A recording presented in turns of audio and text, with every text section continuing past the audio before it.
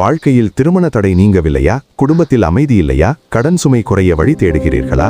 அப்படியானால் பங்குனி உத்திரம் நாளில் செய்யும் இந்த வழிபாடு உங்கள் வாழ்க்கையை மாற்றக்கூடும். பங்குனி உத்திரம் என்ன சிறப்பு என்ன தெரியுமா? தமிழ் மாதமான பங்குனியில் வரும் உத்திர நட்சத்திர தினம் மிக புனிதமானது. இந்த நாளில் சிவபெருமான் பார்வதி தேவி, முருகப்பெருமான் தேவயானை, ஆண்டாள் ரங்கநாதர், ராமர் சீதா திருக்கல்யாணம் நடைபெற்றதாக நம்பப்படுகிறது. அதனால் இந்த நாள் திருமண பாக்கியம் மற்றும் குடும்ப நலனுக்கான சக்தி வாய்ந்த தினமாக கருதப்படுகிறது. காலை வழிபாடு எப்படி செய்ய வேண்டும் தெரியுமா?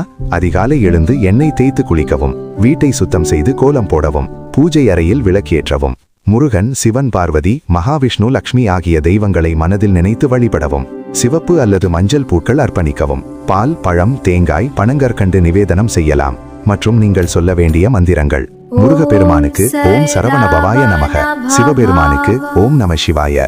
திருமண யோகம் வேண்டுபவர்கள் மனதில் கூறுங்கள்: அம்பிகை சமேத சிவபெருமானே, எனக்கு நல்ல கல்யாண யோகம் அருள்வாயாக. விரதம் மற்றும் கோவில் வழிபாடு: முடிந்தால் நோன்பு இருந்து பக்தியுடன் வழிபடலாம். பழம் மற்றும் பால் மட்டும் உட்கொள்ளலாம்.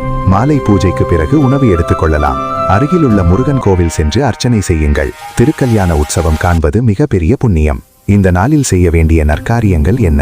1. தம்பதிகள் சேர்ந்து வழிபடுங்கள். ஏழைகளுக்கு உணவு வழங்குங்கள். திருமணமாகாதவர்களுக்கு உதவி செய்யுங்கள். கோவிலில் விளக்கேற்றி இறை அருள் பெறுங்கள்.